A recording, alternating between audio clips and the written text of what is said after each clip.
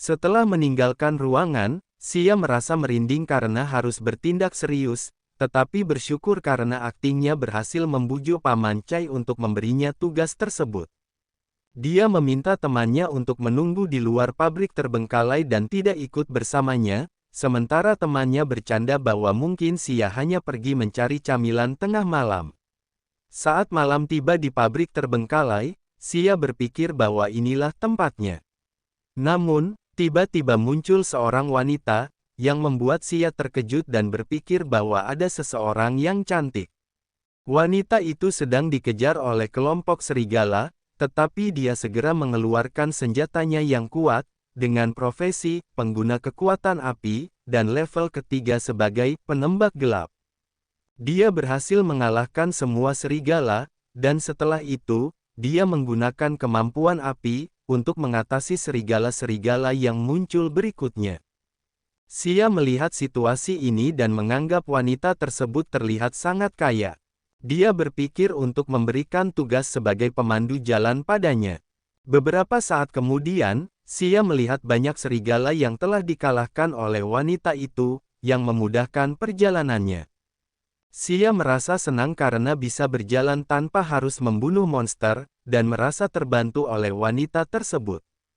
Tiba-tiba, terdengar raungan dan Xia melihat sebuah altar, yang menandakan fenomena Greshad, yang membawa kejadian aneh. Pertarungan antara wanita itu dan gorila pun terjadi. Wanita tersebut terpaksa mundur, menggunakan peluncur granat modifikasi dari kedua tangannya, dan melancarkan kemampuan granat terpadu. Granat itu berubah menjadi bola kecil dan meledak dengan sangat besar mengenai gorila. Xia merasa terkesan dengan ledakan tersebut dan penasaran apakah profesi Overlord Shadow memiliki keterampilan serupa. Namun, gorila itu masih hidup dan semakin marah, membuat Xia dan wanita itu terkejut. Xia menyadari bahwa kekuatan gorila teror melebihi tingkat manusia super dan serangan sebelumnya tidak memberikan dampak serius. Wanita itu dalam bahaya besar.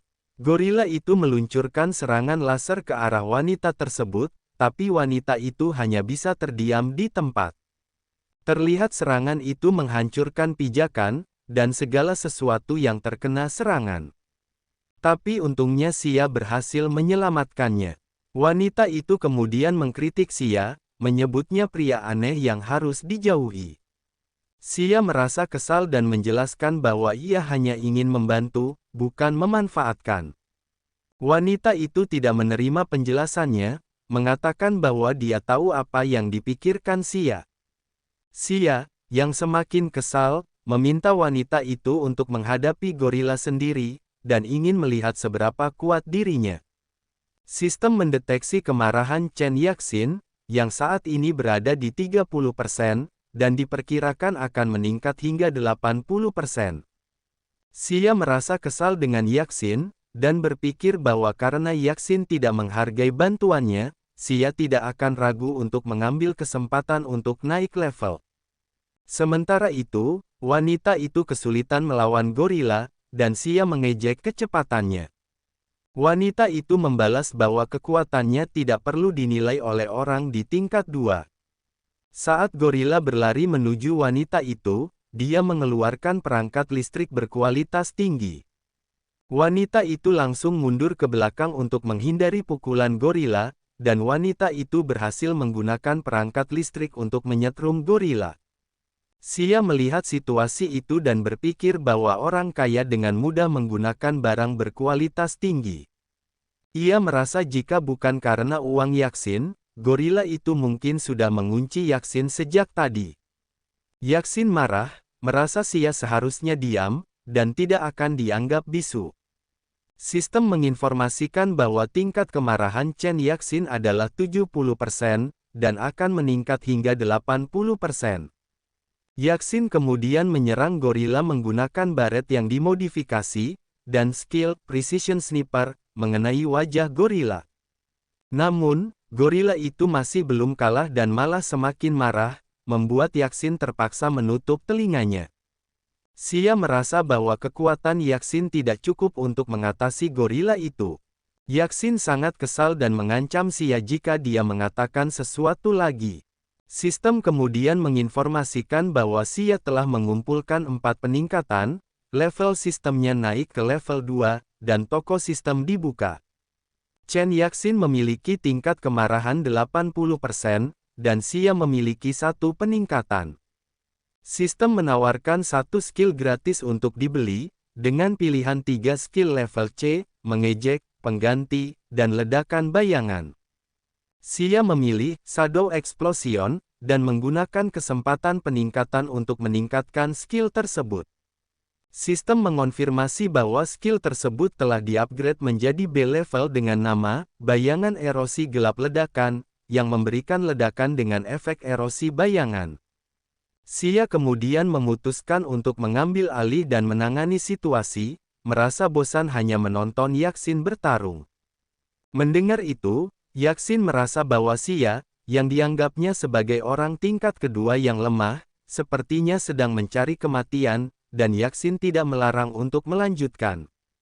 Xia memutuskan untuk menunjukkan kemampuannya, dengan menggunakan serangan, ledakan bayangan erosi gelap pada gorila, yang membuat Yaksin sangat terkejut. Gorila tersebut akhirnya terkapar tak berdaya. Sistem mengonfirmasi bahwa gorila teror telah dikalahkan dan Xia mendapatkan 1.500 energi Fireheart. Yaksin berpikir bahwa Xia mampu membunuh gorila teror dengan 1 serangan. Yaksin bertanya apakah Xia menyembunyikan kekuatannya, karena kekuatannya tampaknya melebihi tingkat kedua. Xia menyatakan bahwa ia tidak menyembunyikan kekuatan, hanya menganggap dirinya sebagai orang tingkat kedua yang lemah. Yaksin meminta maaf atas pernyataannya sebelumnya. Tapi Xia menolak permintaan maaf tersebut, kemudian dia mendekati tubuh gorila, dan langsung mengambil hati gorila, untuk bukti bahwa ia yang membunuh gorila teror dan menyelesaikan tugasnya. Xia juga menemukan sesuatu yang menarik, dan bergumam tentang bonus yang tidak terduga. Sistem memberitahu bahwa Xia mendapatkan harta karun berkualitas tinggi, dan fungsi item enhancement telah dibuka. Xia mengetahui bahwa harta karun tersebut adalah Mist Shadow Pearl. Dan sistem menjelaskan bahwa kesempatan peningkatan dapat digunakan untuk meningkatkan kualitas harta karun tingkat tinggi dan rendah. Xia berpikir bahwa dengan meningkatkan harta karun secara terus-menerus, ia mungkin mendapatkan harta karun dengan kualitas tertinggi, dan jika digunakan dengan baik, bisa menjadi senjata mematikan untuk orang lain. Setelah itu Yaksin dengan cepat meminta maaf, mengakui bahwa dia salah dan seharusnya tidak berpikiran buruk tentang Xia. Dia merasa sangat tidak sopan dan memohon maaf. Melihat permintaan maaf Yaksin, Xia merespons dengan nada tidak tertarik, mengatakan bahwa dia tidak ingin berurusan dengan seseorang yang suka mengatur seperti Yaksin. Yaksin menjelaskan bahwa dia tulus meminta maaf dan menawarkan untuk memberikan imbalan sebagai tanda penyesalannya. Xia, yang senang mendengar tawaran ini, bertanya dengan antusias tentang jenis imbalan yang akan diterima, namun Yaksin dengan muka memerah dengan cepat menolak tawarannya. Xia tertawa melihat wajah Yaksin yang memerah, menganggapnya agak lucu. Namun, dia menolak permintaan maaf Yaksin dengan mengatakan bahwa dia, Li Xiangyang, tidak akan menerima permintaan maafnya.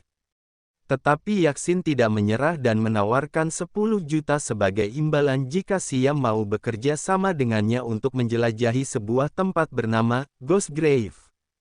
Menurut informasi yang Yaksin miliki, tempat tersebut mungkin mengandung profesi relief, sebuah harta karun yang diidamkan oleh para awak Kenet. Xia mendengar penjelasan Yaksin tentang profesi relief, yang dikatakan sebagai harta karun dengan kekuatan suci yang dapat menghapus Grey Calamity, dan Yaksin menawarkan untuk membagi hasil temuan mereka di Ghost Grave, termasuk profesi relief, jika Xia setuju. Namun, Xia dengan tegas menolak tawaran tersebut, menegaskan bahwa dia, Li Xiangyang, bukanlah orang yang bisa dibeli dengan uang. Dia lalu meninggalkan Yaksin dengan kata perpisahan. Saat Xia pergi, dia berpikir bahwa Yaksin tampaknya tidak terlalu pintar. Mengetahui lokasi Dungeon saja, menurutnya, siapa yang mau membawa seseorang seperti Yaksin sebagai beban? Xia merasa bangga dengan dirinya sendiri, menganggap dirinya licik dan pintar. Sementara itu, di tempat Paman Chai, ada seseorang yang berkomentar bahwa semua orang sudah tidak sabar menunggu, dan menduga bahwa Xia mungkin sudah mati di tangan Terrifying Demon Ape. Seseorang mengatakan bahwa Xia mungkin saja sedang tidur di rumah, dan jika dia berbohong, dia akan mendapatkan ganjaran. Namun, Dora dengan cepat membantah bahwa Xia tidak ada di rumah sama sekali. Mendengar itu, seseorang menyimpulkan bahwa Xia benar-benar pergi ke pabrik terbengkalai dan mungkin sudah mati sekarang, sehingga menyarankan agar semua orang bubar saja. Namun, seseorang yang berotot tiba-tiba berteriak bahwa Li Xiangyang telah kembali. Xia kemudian muncul dan meminta maaf karena telah membuat semua orang kecewa, menegaskan bahwa dia tidak mati.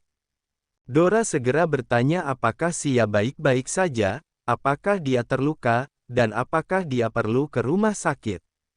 Xia dengan santai menjawab bahwa dia baik-baik saja dan tidak terluka sedikitpun.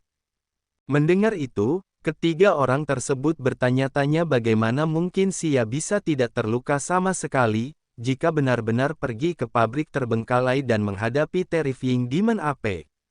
Mereka bahkan meragukan bahwa Xia benar-benar pergi ke pabrik tersebut. Namun, Xia dengan tegas menantang mereka, mempertanyakan bagaimana jika dia benar-benar pergi ke pabrik terbengkalai dan berhasil membunuh Terrifying Demon Ape tanpa terluka sama sekali. Orang itu menjawab dengan nada meremehkan, mempertanyakan apakah mereka benar-benar harus percaya bahwa Xia bisa membunuh Terrifying Demon Ape tanpa terluka. Dia bahkan mengatakan bahwa jika Xia, yang dianggapnya lemah, bisa melakukannya, mereka akan memanggilnya ayah dan berlutut kepadanya. Teman-temannya menambahkan bahwa mereka akan berlutut dan menyanyikan lagu menaklukkan, serta bahkan bersedia menjadi cucunya jika Xia benar-benar berhasil. Mendengar tantangan itu, Xia dengan tenang menegaskan bahwa mereka sendiri yang berkata demikian. Dia kemudian mengeluarkan jantung dari Terrifying Demon Ape sebagai bukti, dan menantang mereka untuk berlutut dan menyanyikan lagu menaklukkan. Ketiga orang itu kaget melihat bukti tersebut, mereka tidak percaya bahwa Xia benar-benar berhasil membunuh Terrifying Demon Ape. Mereka merasa wajah mereka seolah tertampar keras dan bingung bagaimana Xia bisa melakukannya. Setelah itu, Xia masuk ke dalam ruangan Paman Chai. Paman Chai menyambutnya, dan Xia melaporkan bahwa misinya telah selesai, menunjukkan jantung Terrifying Demon Ape sebagai bukti. Paman Chai memuji Xia, mengakui bahwa itu benar-benar jantung dari Terrifying Demon Ape dan memuji kerja bagus Xia. Paman Chai kemudian berbicara kepada yang lain, mengatakan bahwa meskipun Xia memiliki kekuatan yang lebih lemah dibandingkan dengan yang lain, kecuali Hao, dia dengan berani mengambil tugas sulit dan menyelesaikannya dengan sempurna. Paman Chai merasa bahwa mereka yang disebut kuat seharusnya merasa malu.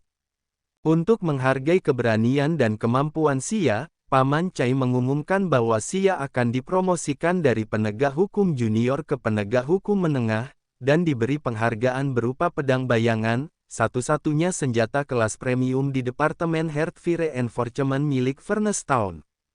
Mereka yang mendengar penghargaan ini merasa sangat kagum, menganggap bahwa Shadow Blade adalah senjata impian. Xia kemudian mengambil pedang itu, dan dengan tegas mengatakan bahwa dia tidak akan gagal dalam misinya, dan akan bertempur dengan berani melawan musuh.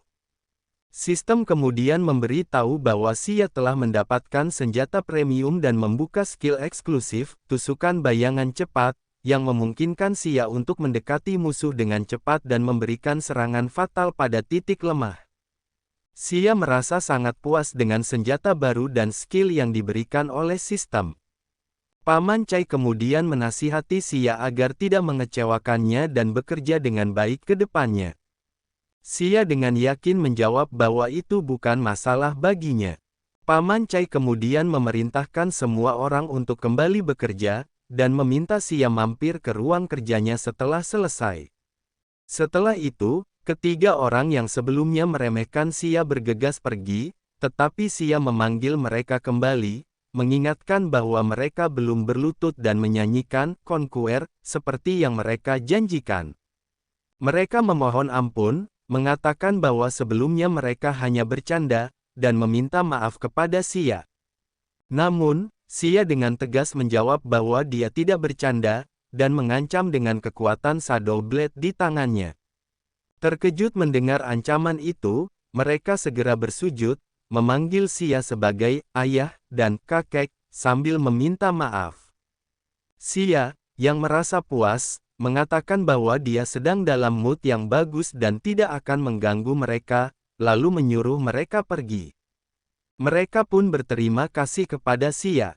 Namun, Dora tiba-tiba terkejut, melihat Jai muncul di tempat itu, dan dengan panik bertanya apa yang harus dilakukan, khawatir Jai datang karena insiden The Fire Taisu. Xia dengan tenang menenangkan Dora, mengatakan bahwa dia tidak perlu takut pada Jai. Xia kemudian mengejek Jai dengan menyapa, dan menyinggung tentang dialami Jai setelah makan The Fire Taisu. Jai, dengan marah, menuduh Xia telah meracuni The Fire Taisu, tetapi Xia dengan tenang menyangkal tuduhan tersebut, mengatakan bahwa dia tidak tahu apa-apa tentang racun itu. Jai tidak percaya dan tetap menuduh Xia, akhirnya menantang Xia untuk berduel. Xia dengan tenang menerima tantangan tersebut. Anak buah Jai merasa khawatir bahwa meskipun Jai telah kehilangan sebagian besar kekuatannya, dia masih bukan lawan yang mudah bagi Xia, dan mereka yakin bahwa kali ini Jai akan meng-KO-kan Xia.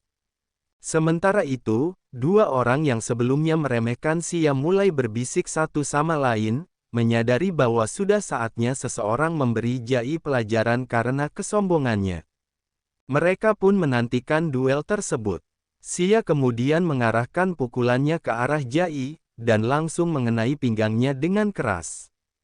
Melihat kejadian itu, dua orang tersebut merasa puas dan berseru bahwa kekuatan ayah dan kakek sekarang bisa menghancurkan Jai, sesuatu yang sudah lama mereka nantikan. Setelah mendengar perkataan itu, dua bawahan Jai bertanya-tanya, sejak kapan Li Xiangyang disebut sebagai ayah dan kakek. Xia kemudian menyatakan bahwa dia sudah selesai bermain-main dengan mereka, karena Cai Tua sedang mencarinya. Kedua bawahan Jai segera khawatir dan bertanya pada Jai apakah dia baik-baik saja. Jai dengan lemah meminta mereka untuk segera membawanya ke rumah sakit. Beberapa saat kemudian, Xia bertanya kepada Paman Cai apakah dia mencarinya.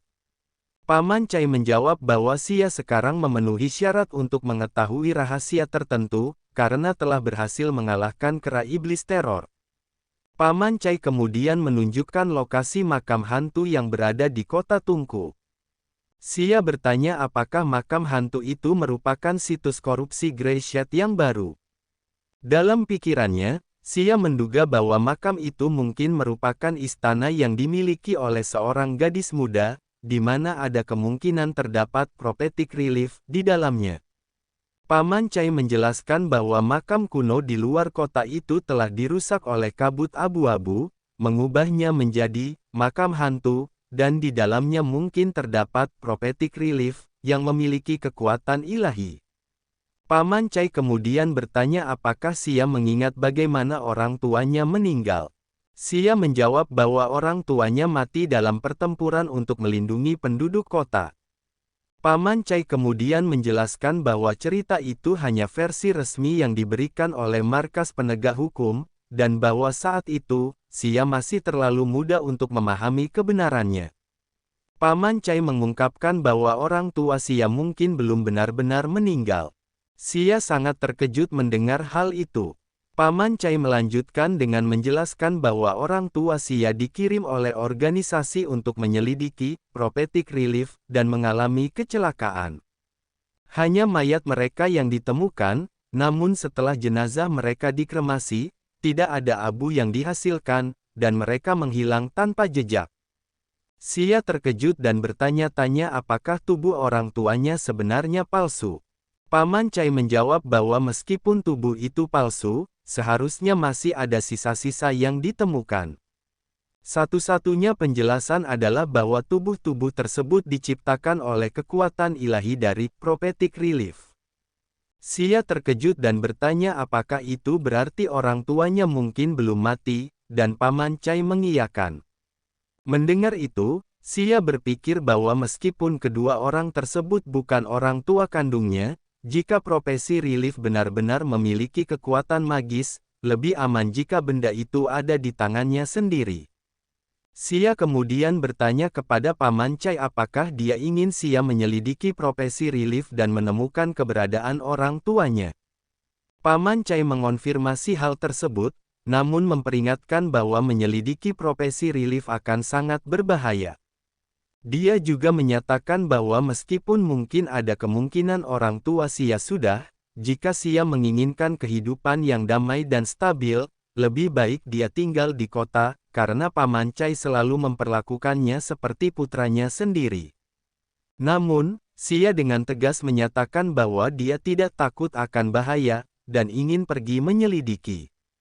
Jika orang tuanya masih hidup, dia merasa harus menemukan mereka.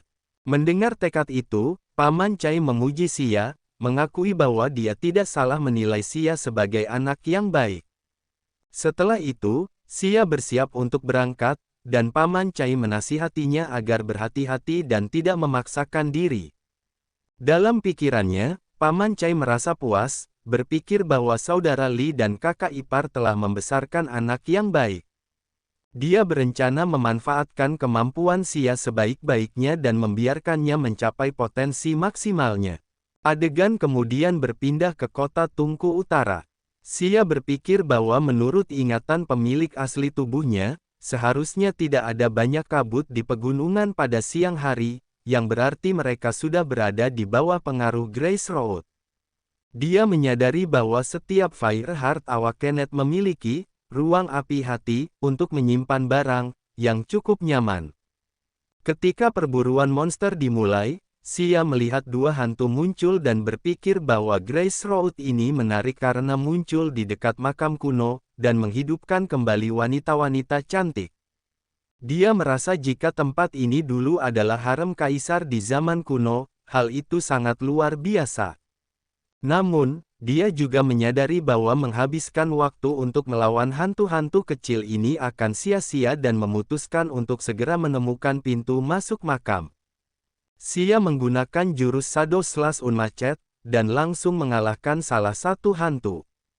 Kemudian, dia memukul hantu yang tersisa dengan sangat keras, memegang rambutnya, membuat hantu tersebut menjadi sangat panik. Xia menendang hantu itu dari belakang hingga terjatuh, lalu mengancam hantu tersebut untuk membawanya ke pintu masuk makam atau dia akan menghabisinya.